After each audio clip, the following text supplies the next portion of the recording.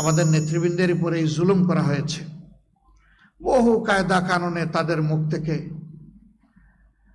জোর করে যা নয় তা স্বীকার করানোর চেষ্টা করা হয়েছে। এমনকি রায় বাস্তবায়নের আগেও ষড়যন্ত্র করা হয়েছে, কিন্তু না, তারা ছিলেন স্থির চিত্ত, তারা ছিলেন ইমানের বলে বলিয়ান, তারা ছিলেন সত্যের উপর প্রতিষ্ঠিত। এই জন্য মহান আল্লাহর উপর ভরসা করে ফাঁসির তক্তার উপরে গিয়ে দাঁড়িয়েছেন, কিন্তু অন্যায়ের কাছে মাথা নত করেননি। তারা আমাদেরকে শিখিয়ে গেছেন, হে মর্যাদামান জাতি, সত্যের উপর অবিচল থাকলে ফাঁসি কোনো বিষয় নয়। মৃত্যু একবারই হবে, কিন্তু অপমানজনক মৃত্যু নয়, মৃত্যুটা হোক বীরের মতো। তাদের মৃত্যু ছিল বীরোচিত মৃত্যু। আল্লাহ তাআলা তাদের সমস্ত জীবনের সমস্ত নেক খেদমতকে কবুল করে বারাকা দিয়ে পরিপূর্ণ করে দিন। আমরা অনুপ্রাণিত হই তাদের শেষ সময়টুকু যাই জাতিকে দিয়ে গিয়েছেন তার থেকে। সম্মানিত ভাইয়েরা, এই মামলা পরিচালনা করতে গিয়ে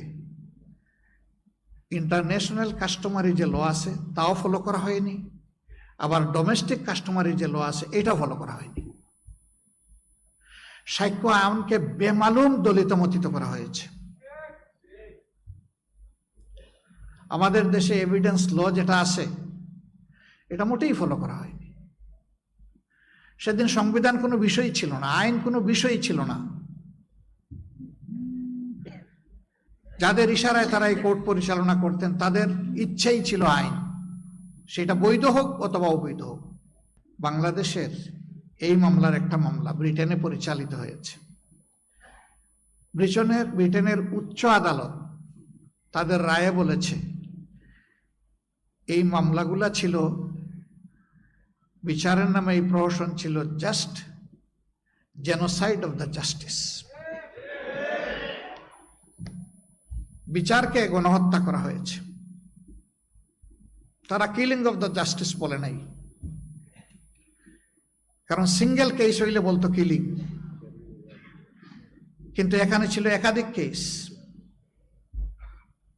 A good number of good people been killed.